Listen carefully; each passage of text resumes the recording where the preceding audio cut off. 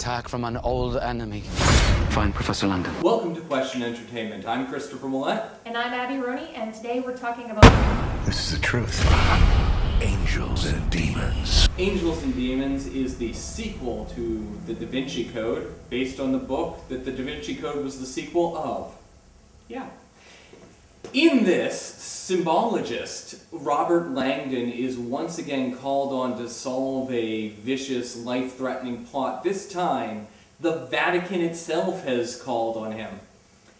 It seems that the Pope is dead and they're going to elect a new one, but the Illuminati has shown up, kidnapped 5 bishops, is going to kill one of them every hour until midnight. Finally, at midnight, a device with antimatter in it will blow up, destroying all of Vatican City. Robert Langdon has to look through all the books and figure out all the symbols of the Illuminati to find the correct churches and where they're being sacrificed and stop it all and save everyone. So, how was it? Overall, it was a pretty good movie. You know, there was a lot of suspense and intrigue, you know, conspiracy theories. Yes. The whole, you know, finding the clues and solving the puzzle, that's always fun. Yeah, if you like the whole conspiracy thing, it was very layered and stuff.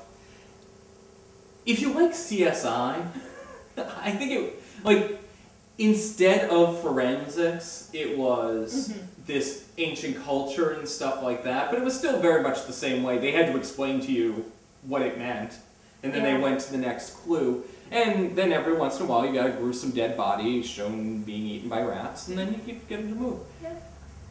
It had no intro to Robert Langdon. Like, we were just supposed to pretty much know who he was because we saw the last movie. And I did not see the Da Vinci Code. Oh, really? And I was like,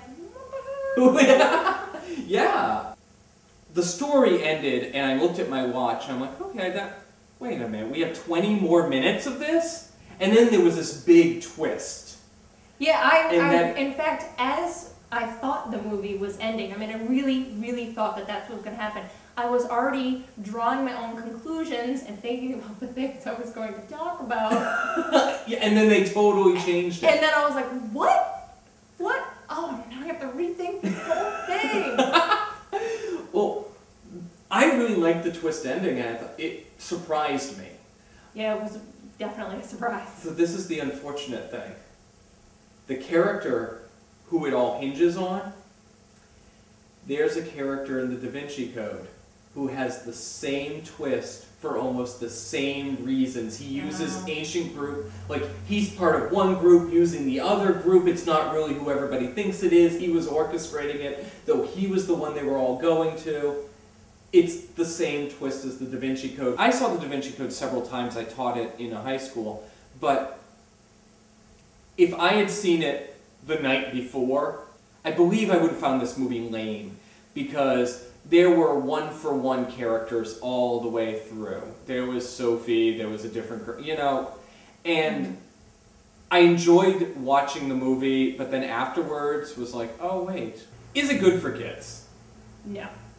I would say it's definitely not good for kids. There are some very disturbing images in this movie. They don't show it long enough it's not overly graphic, it's not gratuitous. No. It's definitely an integral part of the movie and of the story, but very disturbing. You know, there's a lot of adult themes in there too. This was not for kids. Yeah, there's some heavy stuff, you know, about religion and corruption in the church. How about spiritual issues? Spiritual issues was the thing going around this, though it was much less than the Da Vinci Code. The Da Vinci Code was Christianity is a cover-up, it's not true, Mary Magdalene married Jesus and all of that. If you go to our blog, questionentertainment.wordpress.com, there's a written review of the Da Vinci Code going through some of the things that were problems.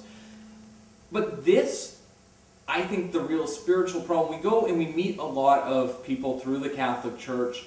Our hero is an atheist, and he's an academic and a scientist, so he doesn't really believe in that sort of stuff. And there's a lot of tension between science and religion, and do they go together or not? But what we end up with is the Catholic Church is really just like any other organization. They do some nice stuff. It's mainly man-made ceremonies that are meaningless. but they're nice if you keep it in the right perspective. It's not damaging, it's more just demeaning. I think what they're saying here is that religion is fine. If you want to choose to believe in God, go right ahead, but be careful because religion will make you wacky if you take it too far. And that's what happened. We find out that the mastermind of everything, religion made him wacky, and he went on this murderous spree to make sure we all still believed in God. One of the things that bothered me right away about, the professor's character, obviously, that he doesn't seem to think that he can have faith because he's an academic, which implies that he's too smart for religion. Yes. And the progressive Catholics are the ones who are... that are embracing the other and are yes. In order, then they have to give up something, and they don't. Yeah. This, like the Da Vinci Code, are touted as religious conversation starters. Really what they do is they muddy the waters and they try to solidify you in, well, if you believe that, that's fine for you, but leave me alone. And I think that's sad, because the Da Vinci Code, more than this, ends the conversation. They throw out a few facts here and there to say, oh, look, it's all just silly. And the facts are ridiculous, but... This is one more thing with spiritual issues. I know a lot of evangelicals who look at movies like Angels and Demons, where it's a criticism of the Catholic Church. And they say to themselves, well, I'm a Protestant. That's not about me. But I just want to let you know, it is. It is about you, if you are a Christian.